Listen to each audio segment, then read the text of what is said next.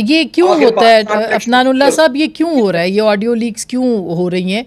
माजी में होती थी, हम तनकीद करते थे, इमरान खान साहब के ज़माने में भी हुई हैं, वो भी काबिल तनकीद बात थी, लेकिन आपकी हुकूमत बैन भी कर रही है, इस तरह की ऑडियो लीक्स पे बात हो रही है। फिर साकिब निसार साहब कह रहे हैं उनका तो टेलीफोन डाटा ही हैक कर लिया गया है, तो और उन्होंने सादिक और अमीन भी मुकम्मल नहीं कहा था इमरान खान साहब को। आप क्या कहेंगे इस पर? जी बिस्मिल्लाहिर्रहमानिर्रहीम। देखें, ये जो किसी के अगर फ़ोन से कोई इन्फॉर्मेशन निकल रही है या कोई किसी का कोई अकाउंट कॉम्प्रोमाइज़ हो गया है, वो तो उसका तो हुकूमत के पास तो कोई इलाज नहीं है। वो तो ज़ाहिर है हर किसी अपने इंडिविजुअल की जिम्मेदारी होती है कि अपने डेटा को प्रोटेक्ट करे।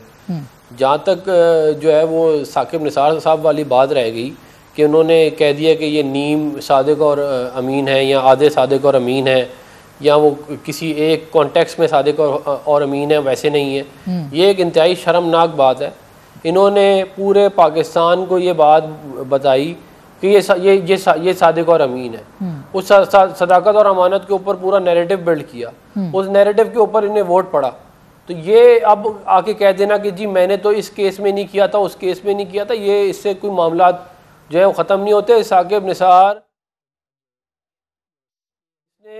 जो है वो PKLI को तबाह किया, ये जाके लोगों के जो है लोगों से बदतमीजियां करता था, ये इसके अंदर तकब्बुर था, इसकी गर्दन में सरिया था, और ये जो है अब आहिस्ता आहिस्ता निकल रहा है। और जो इसने माल बनाया है वो भी पूरा पाकिस्तान जानता है। ये इसने कोई इमरान खान की मोहब्बत में नहीं किया ये सारा कुछ, ये पैसे ऐसे खा पी के इन्होंने सब ने सेंटर साहब ये तो इल्जामात है ना, जैसे और अब्बास साहब इल्जामात लगा रहे हैं, आप भी इल्जामात लगा। देखिए, इल्जामात और तहकीकात में बड़ा फर्क है। आप हुकूमत हैं, आप इल्जामात मत लगाएं, तहकीकात करें ना।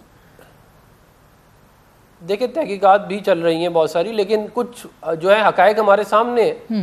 देखें, ये जो इनकी शादियां हुई हैं, जो उन पे खर्चे हुए हैं, जो इनका लाइफ स्टाइल है, जो इनके पास जायदादें हैं, इनका तो कोई कानून ही नहीं है जिसमें आप पूछ सकते हो इनको।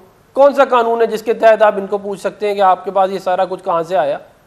तो ये जो है ये इनको बताना चाहिए ना। मगर देखिए ना, हैकिंग होना, लोगों की ऑडियो लीक्स निकलना, ये तो एक सवाल है ना अफनान साहब। देखें, अब जो पहले जब पिछली गवर्नमेंट थी इमरान खान साहब की, उसमें तैयबा गुल ने अपनी वीडियोस डाली, उनको किस तरह से इस्तेमाल किया गया, एक पूरा नैरेटिव बदल गया उन वीडियोस की बुनियाद पे।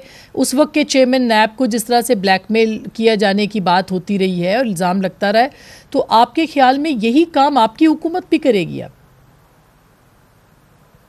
नहीं, हम लोग बिल्कुल भी नहीं करेंगे। देखें, और जो तैयबा साहिबा थी उनको तो प्राइम मिनिस्टर हाउस में बाकायदा कैद किया गया था, उनसे वो सारी वीडियोस ली गई और फिर उसके थ्रू उन्हें ब्लैकमेल किया गया। हम इसके अंदर तो कोई ऐसा मामला है ही नहीं। देखें, बात यह है कि ये भी जिम्मेदारी है इस मुल्क के लोगों की कि जो हकायक हैं वो सामने लाए जाएँ। ये कोई तरीका तो नहीं है ना कि आप जो है वो जो आवाम को बेवकूफ़ बनाने के लिए एक पूरा प्लान बनाएं जिसके अंदर जजेस भी इन्वॉल्व हो, ये जनरल फैज़ इन्वॉल्व हो, और वो उसके तहत एक हुकूमत को क्या कहते हैं लेके आए जो लूट मार करे, मुल्क को तबाह बर्बाद करे और चला जाए, और उसके बाद उसे कोई पूछे ही ना।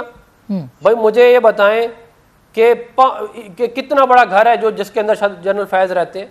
मुझसे ये बात इसका सवाल आवाम पूछती है ना कि क्या इतना बड़ा घर किसी एक सरकारी मुलाजिम जो 20-21 ग्रेड में रिटायर हुआ वो ले सकता है?